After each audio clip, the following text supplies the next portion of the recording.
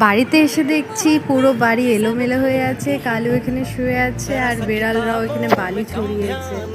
তাই ভাবছি তাড়াতাড়ি করে পরিষ্কার করে নিই। আর লিটার ট্রেটাও পরিষ্কার করছি, রোজই পরিষ্কার করি আমি। আর এখানে কালু গরমে বসে আছে, খাটে উঠছে না, বোতল নিয়ে খেলা করছে, আমার দিকে ঢ্যাপ ঢ্যাপ করে তাকিয়ে আছে, জানি না কেন। আর এখানে চিট্টু শুয়ে আছে। কাজ করতে করতে ভাবলাম একটু গান শুনি, আমার বেশ ভালো লাগে কাজ করতে করতে গান শুনতে। এখানে কিছু কাপড় ছিল, ওগুলোও মেলে দিলাম। আর বিছানাটাও পরিষ্কার করে নেব। এলোমেলো তো আবার হয়ে যাবেই, কারণ কি এরা যা বদমাশি করে, তাই গুছিয়ে কোনো লাভ নেই, আমাকে বারে বারে করতে হয় একটা কাজ।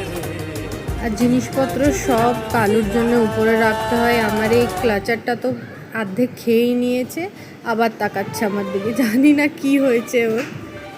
এবার কালুর টয়লেট প্যাড পেতে দেবো, এখানেই কালু সুসু পটি করে। এই মিনি ব্লগটা আমি এখানেই শেষ করছি। তোমাদের সাথে দেখা হচ্ছে নতুন আরেকটা ভিডিওতে। তোমরা সবাই ভালো থাকবে, সুস্থ থাকবে।